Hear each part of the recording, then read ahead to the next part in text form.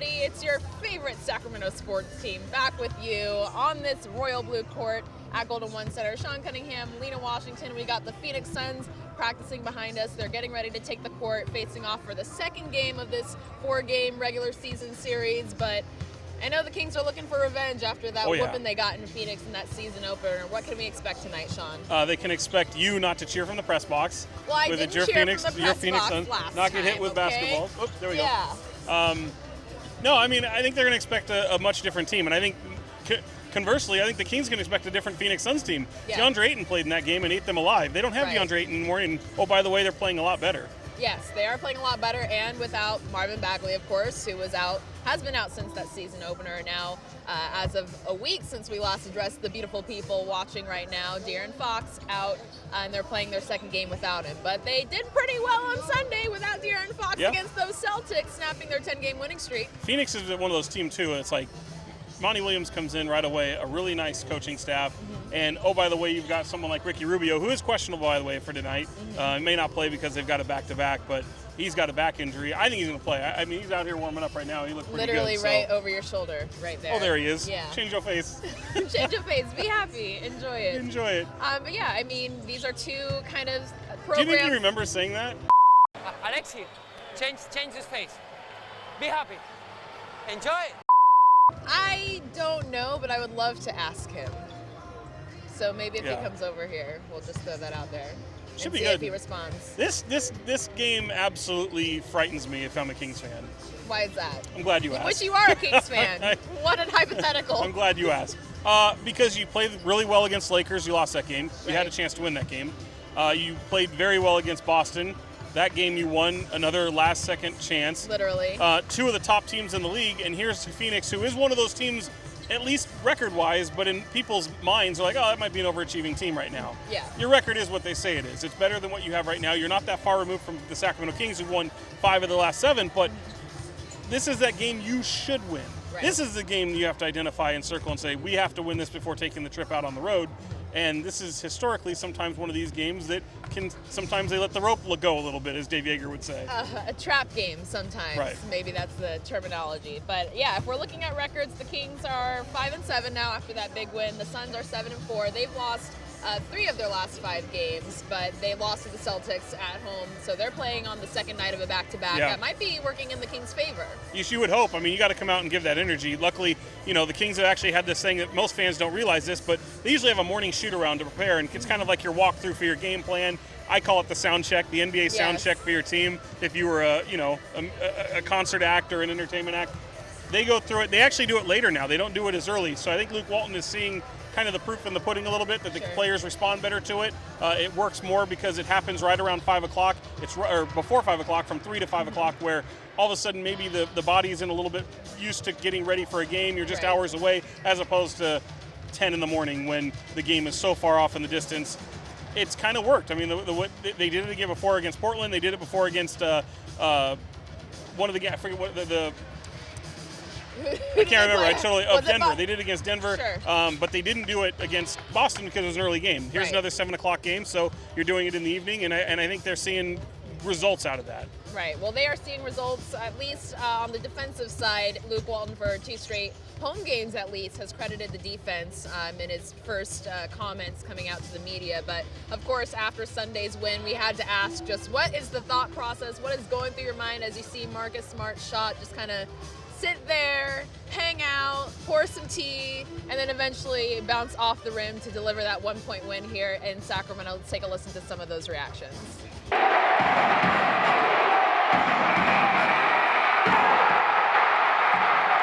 I watched it 6 times. Every time, like you can see, the ball stops, and it looks like it's going to start going the other direction. And man, me and Bogey were talking about a post game. It was like the mood for the next 2 days was riding on the rim, and we just kind of sit back, and then it was like, okay.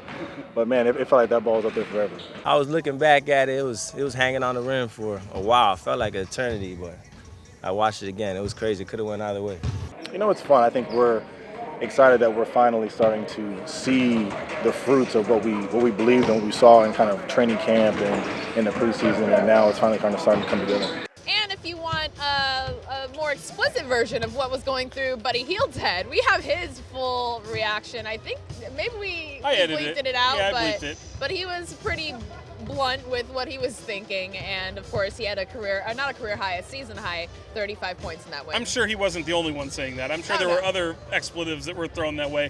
And you know what's interesting is, like Luke talked about, like, man, even Harrison had mentioned about how different, if that ball falls, you're talking about a whole different vibe around the team. Yeah. No matter how well they played, the moral victories are pushed aside. It's like, yeah, you played well, you had a chance to win, take the best team in the NBA right now, record-wise, to the brink, and it hung up there, and had that gone in, you're feeling a lot different as had it rolled out. But the one thing I don't think is getting enough shine is Corey Joseph's defense, especially on that final play against Kemba Walker, forcing him way out there on that corner and taking him out of the play, because that's a guy who would have normally taken that shot. Absolutely, and I even noticed Kemba Walker is not afraid of traffic. I mean, the way that he was able to drive to the basket in that game leading up to that final shot, it wouldn't have been a surprise to see. I was surprised that he wasn't taking the final shot. The funny part was he pushed him out, and he actually collapsed in the key. And I remember reading something from The Ringer today where they were talking about that play, and Marcus Smart hadn't shot well that game. No. And they said Marcus Smart's floater, which was like, it was a fine shot. Yeah. But they're like, oh, bless his heart. Oh. As if, like, he doesn't do that stuff. Sure, yeah. And his reaction is just great in the background there. He can't even believe it. But, yeah, so a big win, biggest one of the season, I guess, for the Kings. But as you mentioned, they have the Suns team coming in, and then they're off for another road trip, starting with the Nets. Yeah. Then they're at Washington, Boston again, and then Philadelphia. So another tough slate of games. Yeah, you just did this with maybe some upper echelon opponents this time around. I mean, you had the Raptors before. You played well in that game. You're not playing the Knicks and the Hawks in this one. You're playing some teams that are worthy of playoff conversation. Sure. So you got to look at that trip going 2-2. I mean, this team has shown the ability to win 5 of their last 7 games, but right now they're 5-5 in their last 10. So you're kind of what you say you are, which is a 500 team. And if they can hang their hat on being a 500 team, there's plenty of teams that are in playoff contention being a 500 team. And I think that's really the first goal that they have to have. And if they're going to be that way, you got to come out on this road and you got to get 2-2. Yeah, and if we're looking at the playoff standings right now, Sacramento is just outside in that 9th spot. Minnesota and the Suns are right there in that 8th and 7th seed.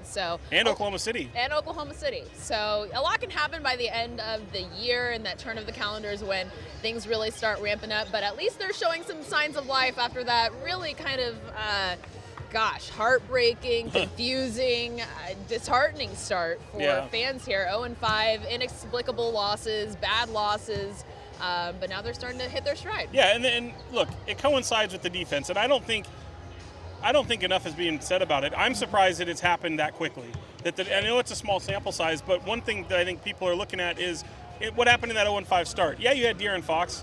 You lost Marvin Bagley, and I'll have an update on him in a second, but you also had Bogey and Buddy Hield playing terribly. Right. They couldn't hit shots. Right. Dwayne Dedmon, who was your starting center, he got pulled out. And the one guy that we kept talking about, like, man, Rashawn Holmes is this constant energy, energy. What's happening now? Nemanja Bjelica, Bogdan Bogdanovic, and Buddy Hield are hitting their shots. Yep. And you're still not blowing teams away on, but you look at teams that you're beating right now, and you're looking at games that are going down to the wire. You don't have that mental collapse that this team has shown in the past, and these guys are hitting shots. Yeah. But at the end of every game, we're circling defense as their key plays in winning these games. Yeah, and that's what you have to do when James Harden is shooting 41 threes. I mean, you could shoot the crap out of the ball and still put up points. You could. Good thing we're on the internet. But, well, yeah, there's nothing wrong with crap. Nothing wrong with, okay. Right? I can say crap. Just say Well, you can say that. I'm trying to make life easy on you for not having to bleep it. It's my fault, but it's funnier. That's on you. I will say, too, so tonight we're doing this on Tuesday. They're going to play, obviously, the Phoenix Suns right now before heading on the road. Tomorrow, Wednesday, Marvin Bagley will get his thumb evaluated. He fractured his thumb in the opener against the Suns, against DeAndre Ayton, who then got suspended for 25 games. Hopefully there's good news. The Kings are hoping for good news. He's been kind of easing his way back into practice. He will go on this road trip with them to the East Coast, so maybe by the time they play And I forget how it goes. It's going to go Brooklyn, They're in Boston Washington. next Monday. So maybe by that game, or before they conclude the road trip, you might see Marvin Bagley back in a Kings uniform and in game action, which would be fantastic. That would be a welcome sight for a lot of fans. You noticed you noted the Suns coaching staff. We got a lot of former players on this Suns coaching staff. Steve Blake right behind us, Willie Green. Yeah. So they've got some good leadership in place for a team that has been one of the laughing stocks of the NBA for And the rightfully last several so. seasons. Rightfully so. I mean, you got player Eric Bledsoe tweeting he doesn't want to be here. The coaching changes 3 games in. So at least it's getting competitive between these two clubs. It's not a full-on dumpster fire when these two organizations meet. So I'm expecting a competitive game. I was wrong in our last prediction against Portland. I was very wrong. So was I, wasn't I? We were both wrong, Yeah, but I put it I said out to be there. competitive, though. Yeah, I said they would lose by 15. That didn't happen. Portland's also another team that's kind of inexplicably losing games and not performing well. But hey, they've got Carmelo Anthony coming back. And he's starting. He's starting. So hey, things could be changing. Am up I in like the Pacific only one in the Northwest. world that thinks that could help? I mean, Portland needs wing help. Obviously not. Like, We're gonna people at the top. You're talking about a team that was in the Western Conference Finals and they come off and stumble the way they have. Yeah. Still don't have With Nurkic injuries, back. sure. Right. You're missing Al-Farouq Aminu. You're missing Zach Collins. who's Yeah. hurt. Farouq Aminu's on another team. Mo Harkless is on another team. So you don't have those guys that can help on the wing. And I really think Melo can help them. I really do. Now, as a starter, maybe that's a bit much, but you want him to come in confident. You want him to be able to show that he can help. Look, he's not a great defender, but he is a good rebounder, and he can score the ball like no one's business. So I think, if anything, it takes some pressure off of the Trailblazers right now. Terry Stotts is a hell of a coach. I think it can work. I really do. Well, the experiment begins tonight, Yeah. so let's see what happens in Portland. But we're getting ready for the Suns and the Kings facing off for the second time in this young season. What you got tonight? I'm going to give it to the Kings. They're the 3-point favorite, according to experts. But I'll give them a 5-point cushion. I'll take the under on the over-under. I think What it's was the line? Did you see the line? I think it was 217 was the over-under. Which I'm taking the the over. Suns, let's see, they are they're 6th in the NBA in points per game at 114. The Kings are 28th at 104. So, considering that. And your guy Booker's going to score a ton tonight, I think. He will. You're going to be just muttering expletives under your breath the entire time. I just think he gets a little wound up in his game. He likes to trash talk as I would if I could play. Sure. If you were in his shoes, you probably would I'd too. do the same. Yeah. And if you were in his StockX shoes, you would too. No, I would never do that. But he's gonna have a green light. The neon green light, as some people like to say. Well, who do you like?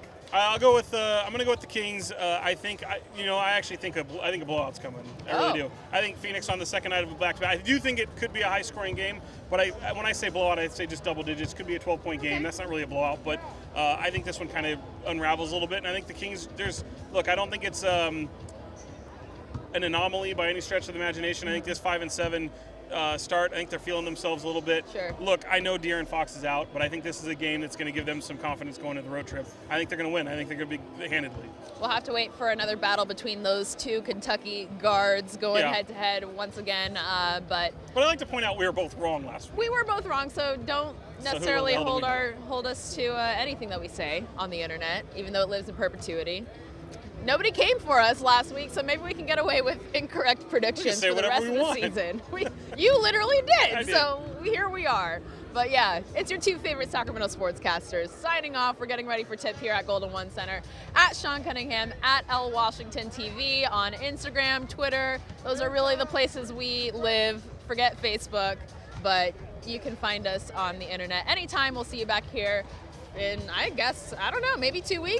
Couple weeks. While the Kings take off on a 4-game road trip, we'll keep you updated with the latest right here on ABC10's YouTube channel. See you guys later.